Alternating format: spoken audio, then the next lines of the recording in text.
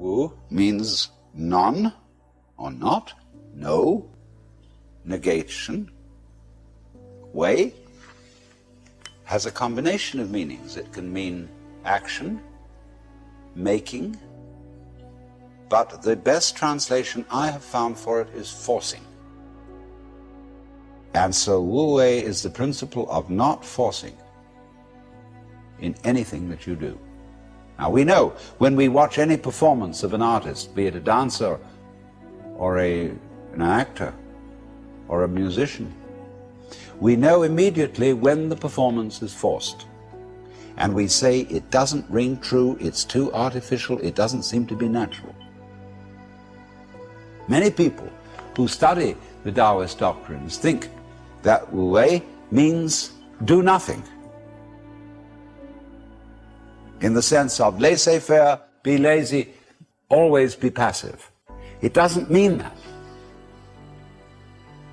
There is a time for action. When you study judo, you use muscle only at the right moment. When your opponent is hopelessly overextended and off balance, and you add a little muscle to it and you throw him across the room. But only then. You never use muscle at the wrong moment. For as Shakespeare knew perfectly well, there is a tide in the affairs of men which, taken at its flood, leads on to fortune. And so Wu Wei is based on knowledge of the tide, the drift of things. Get with it. Wu Wei is the art of sailing rather than the art of rowing. So, one of the most famous sayings in the Lao Tzu book is, superior virtue has no intention to be virtuous, and thus is virtue. Inferior virtue cannot let go of virtuosity, and thus is not virtue. So one could also say, the real Wu Wei is not intentionally Wu Wei, and so is Wu Wei. But inferior Wu Wei so tries to be Wu Wei that it isn't.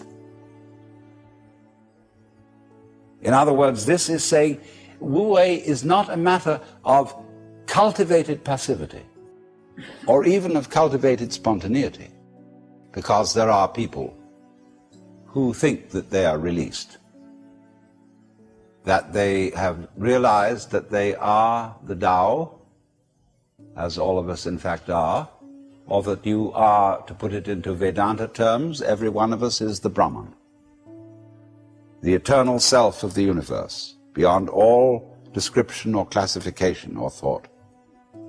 And say, okay, baby, I'm that. Now I'm going to have a ball. Well, what kind of a ball do they have? Well, what they do is they look up the rules on which society runs and do the opposite. Well, that's still running by the rules of society. And it's the mirror image in reverse. That's not spontaneity. You have to be able to realize that you don't know what you really want to do until you are very quiet and it tells you. See, we are in heaven now because the earth is a spaceship and heaven is space. What is called in Chinese Gung, Japanese Gu, the void. That's what is important. Most of us don't know this. Space. It comes down to space always. Space, which nobody can define, nobody can imagine, appears to be nothing, is the foundation of the universe. But you have to become again as a child to see that. Now you go back to your childhood. What were the fascinating things? What's out there? What's beyond the stars? How long does it go on? And Mama said, it goes on always and always and always. The child wonders. He's excited. That this is something that never ends. Then the child asks about time. How long ago is long ago? Well, the Bible says that in the beginning God created the heaven and the earth. Well, what did God do before he did that? Well, as one person said, he sat up thinking punishments in hell for people who ask silly questions. But still, that's only a joke. And the child thinks of God going back and back and back forever, never beginning. So in the same way you think about death. Go to sleep and never wake up. Never. Why, it would be as if you never had existed. Not only you, but everything else.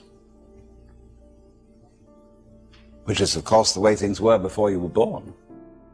You know, how about waking up after having never gone to sleep? That's quite a thought. There's something fishy about it all. So we get a funny feeling when we think those questions really through. Very funny feeling. And children, you see, love to get into that funny feeling. Children do all kinds of weird things. They like to spin around as fast as possible, so they watch suddenly the whole ground goes tilting. They do this thing with their eyes, and they go,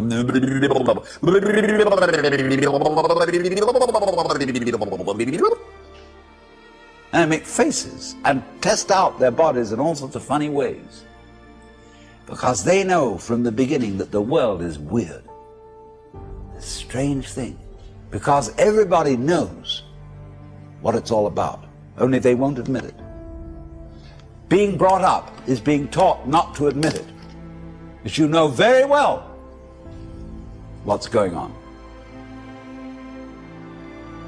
But in order to find out once more as an adult, you have to become again as a child. So what does that involve? It means, ladies and gentlemen, would you please check your ideas and opinions at the door? First of all your philosophical and religious views, all your logic, because I say check it at the door advisedly, because you can pick it up again when you go out if you feel unsafe without it. I'm not trying to argue you out of your opinions and views. I'm merely suggesting that for the sake of an experiment, you temporarily suspend them and view what is as if you didn't even know how to talk. Red is not red, blue is not blue. Hard is not hard, soft is not soft. Male is not male, female is not female. There is just this jazz.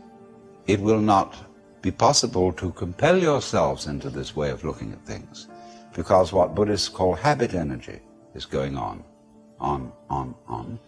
And as I talk to you, you will find yourselves thinking in a compulsive and habitual way, this is red, this is green, this is something, this is nothing, this is solid, this is space.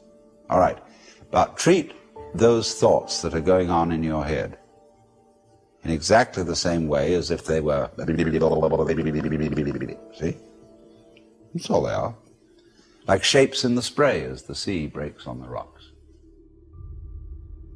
Now, please don't get agitated that this is an anti-intellectual point of view, that this is undermining the value of logic and reason and so on. That we'll bring all that back later when we need it. But just for the time being, let's simplify.